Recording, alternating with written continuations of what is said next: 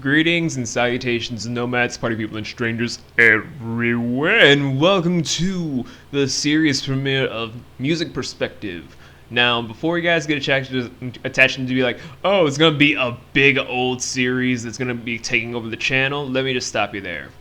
Now, Music Perspective is gonna be a new series on the show as of 2017, but it's not gonna be a regular one that's gonna be out weekly by weekly. It's just gonna come out whenever we have the subjects, done the research, and I have the other components needed to make this series happen.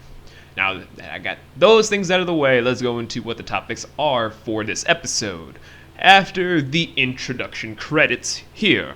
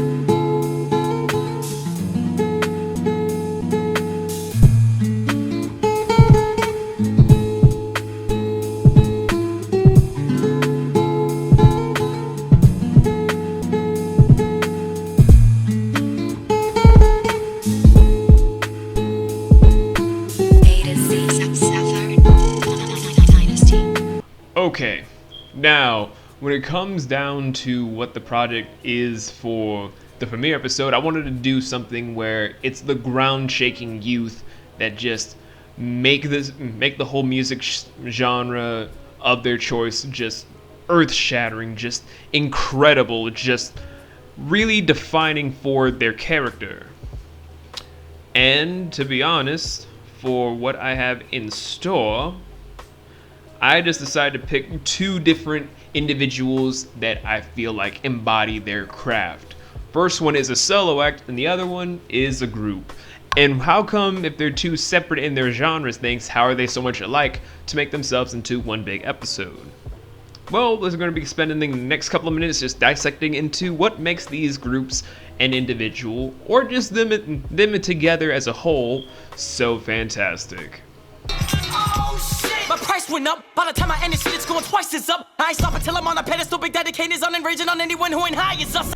Now, in the case of Token the rapper, because whenever I do YouTube or Google searches, it kind of comes up with a weird thing about whenever I just type in Token. But regardless, Token the rapper, now at the age of 18, had his big break after T-Pain, one of the biggest auto-tune rappers in the game, recognized him on a small little thing that he did on the internet, where he just all of a sudden decided to kind of have his reputation expand beyond that, where even Mark Wahlberg has called him up saying, you have potential, you have promise.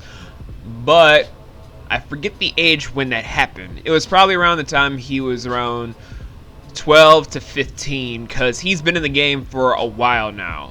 However, from just his own lyrical style is what people are probably wondering, instead of just like the whole background, what he is, what his real name is. A lot of people I know don't really care about that stuff, which is why I just decided to do all this research and then put it on the ground because no one cares about what I want to say. So about his lyricism. Token is what I would like to call a speed storyteller sort of rapper, where he can do brag raps, but he mostly does a good speed take, but also a good storytelling kind of rap for a lot of things. Like on his album Eraser Shavings, he made a lot of good, impactful songs where even if he were to go super fast on all the lyrics, you got the message profoundly. Every single note of lyrics, of energy, and affection just kind of brought in a new sense of euphoria for the listener. It brought in a new balance of lyrical masterpieces.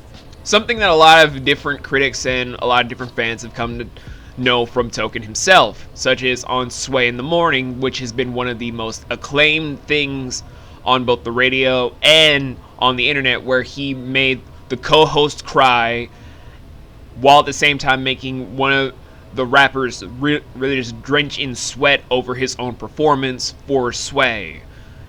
From just that whole marketing standpoint for himself, along with having a full-blown tour in Europe, which he's gone on to brag about in a thing I'm going to talk about in a couple of minutes, he has secured himself as being a very prolific rapper that can do what he does and back up his claims. He has the talent, he has the forthwith, and I wish him the best. But he's not what I would say a full-blown, he knows all of his craft at the get-go. He's still learning, so he will make mistakes, such as during the bar fight he did for TBP, aka Team Backpack, during his bar fight against E-Money.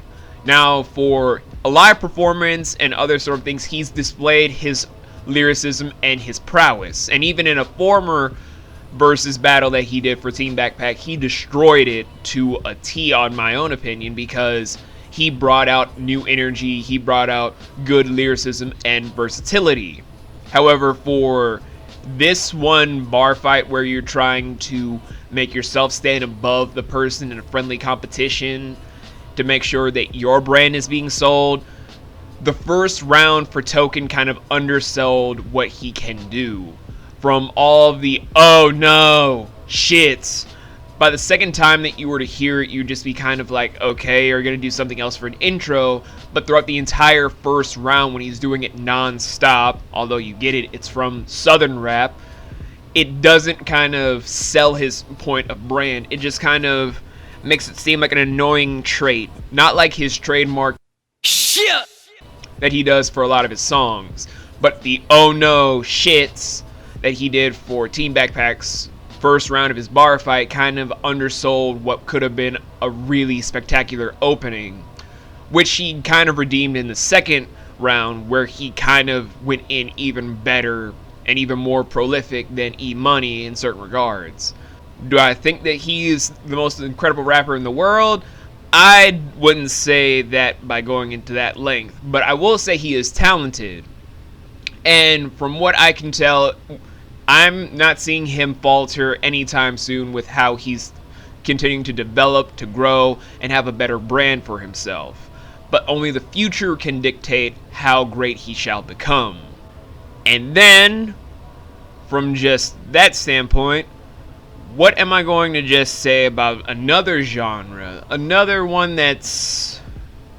how do I describe it? First you wanna say you ain't running games, thinking I believe in every word. Call me beautiful, so original, telling me I'm not like that girl. So, for the countermeasure towards the previous artist, we have a full-blown acapella group that has wowed the world throughout various concerts, having various Grammy announcements, but surprise, surprise for me, I don't know much about them. Ain't that sad? So today, joining me right now, probably with a gun to my head because I work for her, is Crafty Simmers Shannon, and she will take over the big facts about Pentatonix. Hello. So basically, Pentatonix is, first of all, probably one of the best acapella groups ever heard. But basically, Pentatonix, how they became was back in 2011. They decided to audition for the sing-off with, which actually, to mention first who the members are, that makes more sense. Basically, the members are Scott Hoying, Mitch Grassi, Kristen Maldonado, Avi Kaplan, and I'm not going to attempt to pronounce Kevin's last name because I can't pronounce it, but Kevin, K.O., let's just put it that way. And Scott had a brilliant idea after failing to audition for American Idol like 4 different times. Scott had an idea to audition for an acapella show called The Sing-Off, which, again, if you don't know what The Sing-Off is, basically it's a show that is based on acapella where people get together and they win a music contract.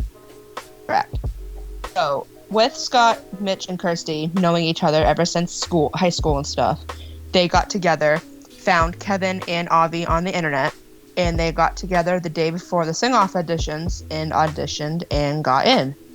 And then sooner or later, they have won season 3 of the sing-off. Now they are a 2 Grammy winner, probably going to be a 3rd Grammy winner this upcoming February. And they have been traveling the world. They've been to Japan and England and all over across the United States, and they're pretty big. Any other facts? Not that I can think of the top of my head. Can you put the gun away from my head now? Yes. Aside from the notes given to us by Crafty Simmer Shannon, PTX for me has really been a truly inspiring a cappella group. Now, for someone that just doesn't really have the time to practice their vocals to become a better singer, just hearing them as a whole, it kind of gives me a inspirational note to continue on with my craft to become better with what I wanted to attempt. Now, have I been around with them for a long period of time? Not really, because I first found out about them from The Soup when Joel McHale was kind of making a joking remark about what they were doing when they were ordering a large caramel macchiato at Starbucks. Yes, I love watching The Soup, and I'm kind of pissed off that he canceled it. Regardless, when it comes to just PTX itself, I didn't really get into the band or group entirely until I saw their Daft Punk video where they put in so much effort, so much good drive with their craftsmanship that I wanted to see more from them involving their product. I wanted to honestly sit down and watch everything involving said production. And from doing so, I ended up seeing an entirely new premise that I don't think I've ever seen in a simple product. I only saw a simple yet very poignant production from a very important group.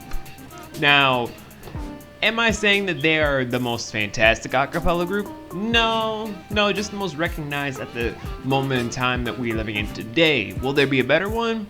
Obviously, because you can't have a defining generational thing without it being usurped, because that's how time works. You set the bar for the next generation to surpass you. But as they are now, I don't think there's anyone that can really top them in a large aspect. Pentatonix is one of the biggest groups in the world involving a cappella, and they set the bar super high for anyone that wants to be a group. If it's for solo, I kind of see more Heather Troska being the queen of all things a cappella, because she's queen, she's awesome, she's kind of like bae, I like. But when it comes to Pentatonix, it's just like they're flawless, their technique is immaculate, they are amazing at what they do, and Christy, oh my god, just... Still though, what am I actually just saying about them as the group with their vocals, their talent, and Christy being... Basically just that they're incredible. They have a good enough flow, good enough appeal. I approve. But I wouldn't say they're perfect. No one's ever really perfect. They have really good quotes, really good ambitions for themselves, but you can't have anything without there being slip-ups. Do they have it on camera? Not really. Do they have it in their earliest work? Yeah, you can kind of see where they were lackluster, and that's why the group has been improving themselves on and off performances. And I approve of that a lot, because it makes them more versatile to do bigger and better things. Will they do a lot more stuff in the future? Definitely. Will it be stuff that I'll keep track of? Probably not. Will Crafty Simmer Shannon be the one that will obsess over them? Definitely. And I'm already calling up the PTX Aholic hotline for rehab. And my phone is gone for some reason. I swear, when I'm at gunpoint with her, I can always get robbed. I always end up robbed. Why?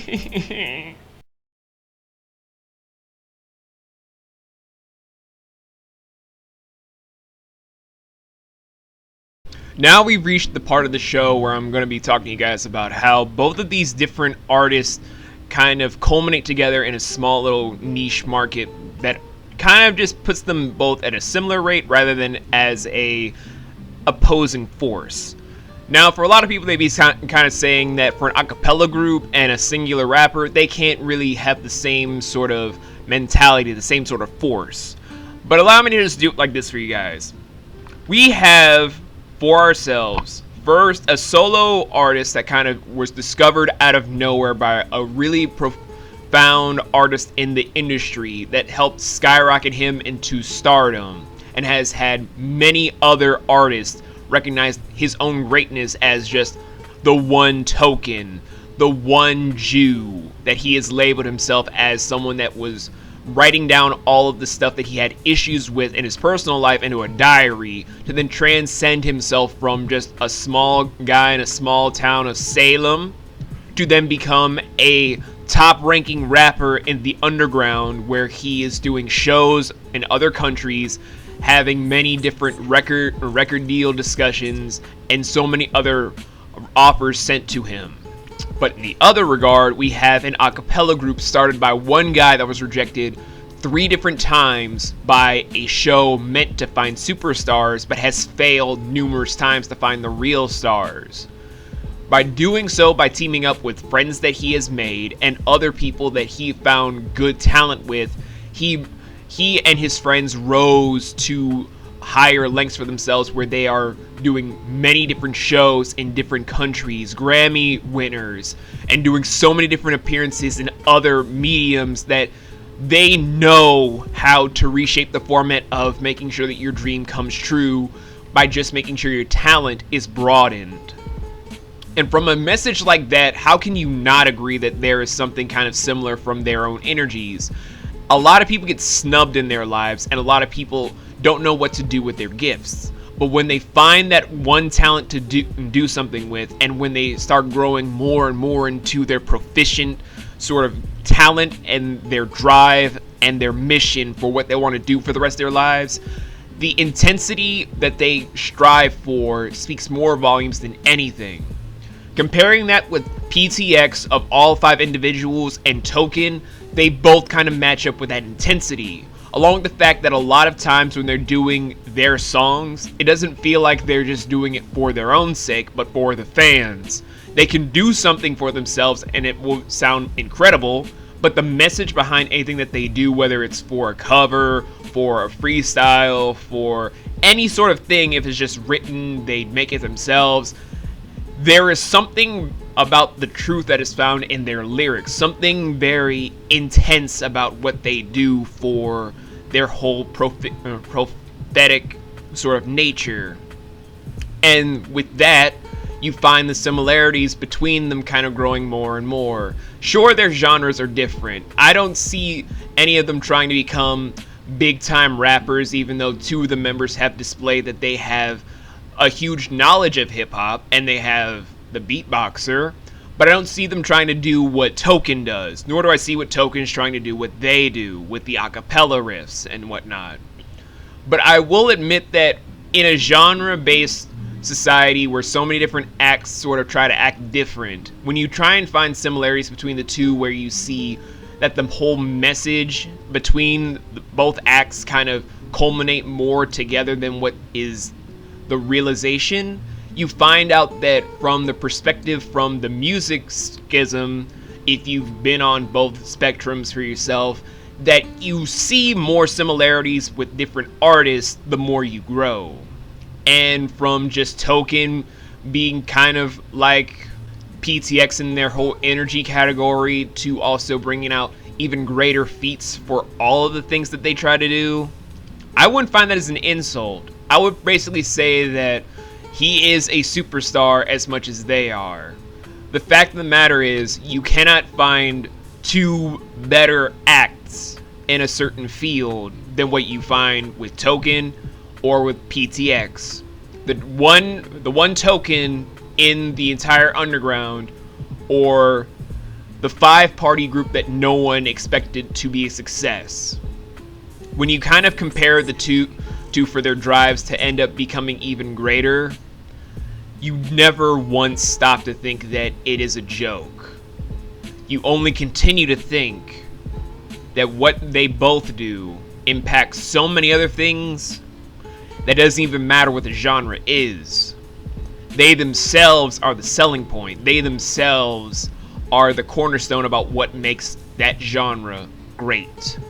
And in all honesty, I'd rather see that as the similarity than just see their genre or how they do the music as something entirely different.